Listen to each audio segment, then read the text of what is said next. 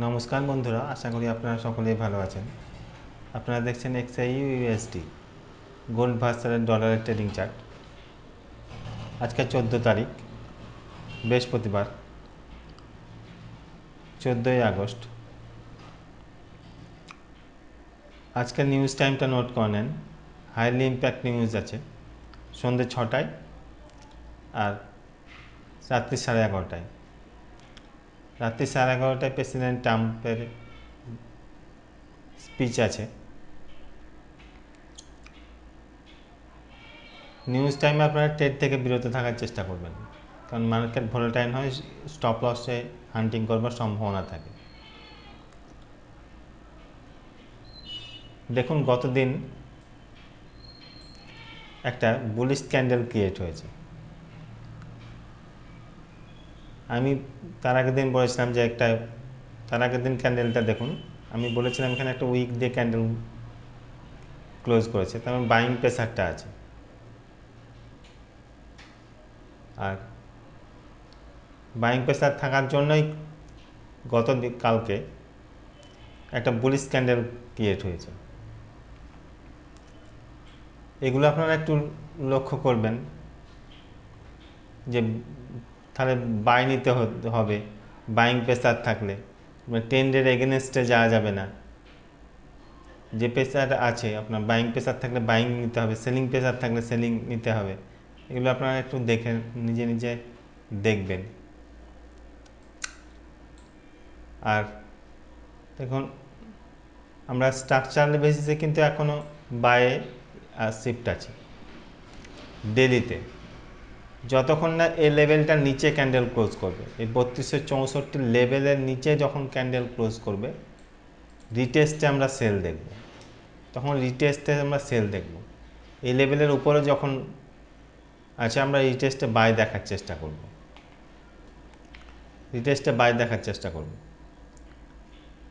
এই লেভেলটার নিচে যখন 3264 নিচে যখন ক্যান্ডেল ক্লোজ করবে, তখন স্ট্রাকচারাল বেসিসে আমরা সেলে শিফট হব ডেলিতে।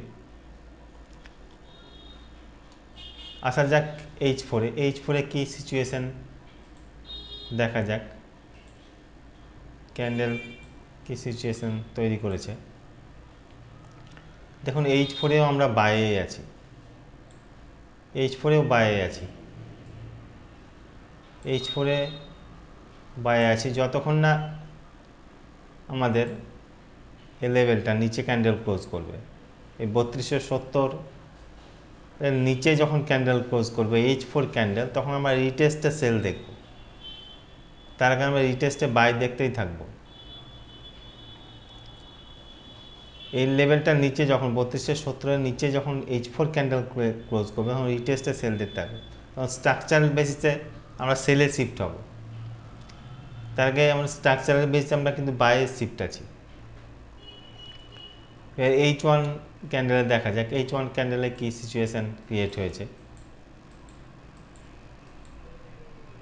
H1 ক্যান্ডেলে আমরা কিন্তু এখন অবধি বাইয়ে আছি। আমি বলেছিলাম যখন এই লেভেলটার উপরে যখন ক্যান্ডেল ক্লোজ করবে, তখন আমরা রিটেস্টে বাই দেখব। তখন উপরে ক্যান্ডেল ক্লোজ করেছে, বাই করেছে। আর যতক্ষণ না আমরা এই লেভেলটার নিচে ক্যান্ডেল ক্লোজ করবে, এই 3270-এর নিচে এখন ক্যান্ডেল ক্লোজ করবে, তখন রিটেস্টে আমরা সেল দেখতে থাকবো। যখন রিটেস্টে তখন সেল দেখব। আমি জোনগুলো দিয়ে দিচ্ছি, জোনগুলোতে থেকে ট্রেড করবেন। কালকে যে জোনগুলো দিয়েছিলাম, সেই জোনগুলোতে দেখুন প্রত্যেকটা জোনেই প্রফিট দিয়েছে।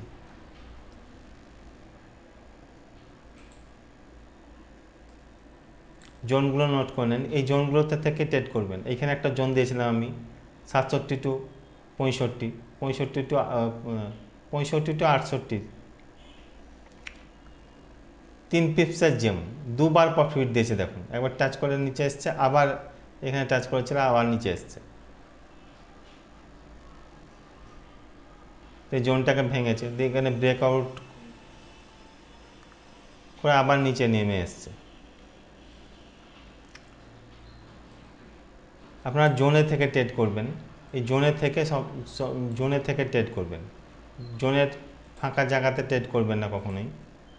জোনগুলো নোট করে নেন, জোনের থেকে সবসময় ট্রেড করবেন। এই যে সব ফাঁকা জায়গাতে, এইসব ফাঁকা জায়গাতে কখনোই ট্রেড করবেন না। জোনে থেকে স্টপ লস লাগিয়ে ট্রেড করবেন, প্রফিটেবল হবেন।